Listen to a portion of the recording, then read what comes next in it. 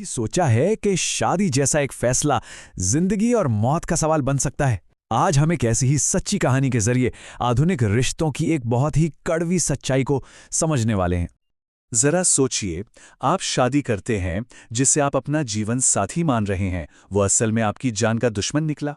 ये कोई फिल्म की कहानी नहीं है, बल्कि एक कड़वी हकीकत है। और ये सिर्फ कोई कल्पना नहीं है, ये हकीकत में आशीष कुमार के साथ हुआ और उनकी कहानी ही आज के हमारे इस पूरे विश्लेषण की नींव है। तो कहानी कुछ यूं है। आशीष और उनकी पत्नी एक दिन टहलने निकले। अचानक एक गाड़ी आती है, टक्कर मारती है और आशीष की मौत हो जाती है। पत्नी ने इसे एक हादसा, एक लूटपाट का मामला बताया, लेकिन पुलिस की नज़र आशीष के गले पर पड़े उन निशानों पर गई जो किसी हादसे की कहानी बिल्कुल नहीं कह रहे थे। और जब पर्दे खुली तो सच सामने आया। ये एक सोची समझी हत्या थी जिसे अंजाम दिया था पत्नी के पूर्व प्रेमी ने। तो अब सवाल ये उठता है कि आशीष की मौत का असली जिम्मेदार कौन है? सिर्फ वो कातिल? नहीं, असली वजह थी एक इंसान को पहचानने में हुई बहुत बड़ी चूक। ये एक साइकोलॉजिकल असेसमेंट की, मतलब मनोवैज्ञानिक मूल्यांकन की पूरी तरह से विफलता थी। अब ये रिस्क असेसमेंट क्या चीज़ है? अरे ये हम सब हर रोज करते हैं। सड़क पार करने से पहले दोनों तरफ देखना, या कोई निवेश करने से पहले कंपनी के बारे में जानना। ये बस आने वाले खतरों को पहले से भांपने की एक कला है और कुछ नहीं। चलिए इसे एक यात्रा के उदाहरण से समझते हैं। मान लीजिए आप एक लंबी यात्रा पर जा रहे हैं, तो आप गाड़ी के टायर जरूर चेक करेंगे, है ना, कि वो सफर के लिए ठीक हैं या नहीं। शादी भी तो एक लंबी यात्रा ही है, लेकिन हम अक्सर अपने होने वाले साथी के चरित्र के टायरों की जांच करना ही भूल जाते हैं। मजे की बात यह है कि पहले के समय में इस तरह की गहरी जांच करने के लिए एक पूरा का पूरा सामाजिक सिस्टम हुआ करता था, एक ऐसा सुरक्षा जाल जो अब लगभग टूट चुका है। इसे कहते थे सोशल वेटिंग। मतलब ये एक तरह का सामाजिक फिल्टर था जो शादी से पहले लड़के लड़की के बारे में, आप कह सकते हैं, सब कुछ पता कर लेता था। और ये सिस्टम ना दो बड़े मजबूत स्तंभों पर काम करता था।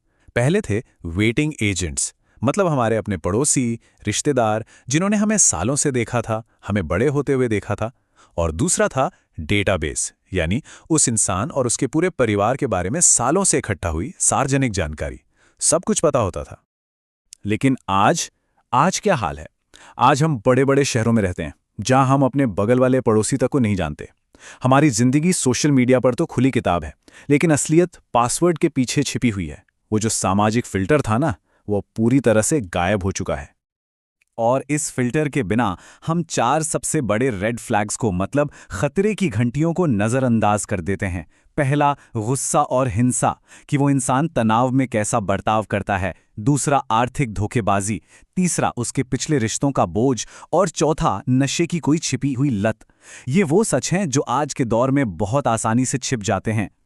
और जाहिर सी बात है, जब ये जांच परख करने वाला सिस्टम ही खत्म हो गया है, तो एक अनजान व्यक्ति से शादी करना ये कोई सोचा समझा जोखिम नहीं रहा। ये तो एक सीधा सीधा जुआ बन गया है। देखिए, जब आप बिना जानकारी के कोई फैसला लेते हैं, तो उसे जोखिम नहीं कहते, उसे जुआ कहते हैं। और आज के समय में कई सफल शादियां शायद इसी जुए में जीती गई बाजियां हैं। पर सवाल यह है कि क्या हम अपनी जिंदगी को इस तरह दांव पर लगा सकते हैं?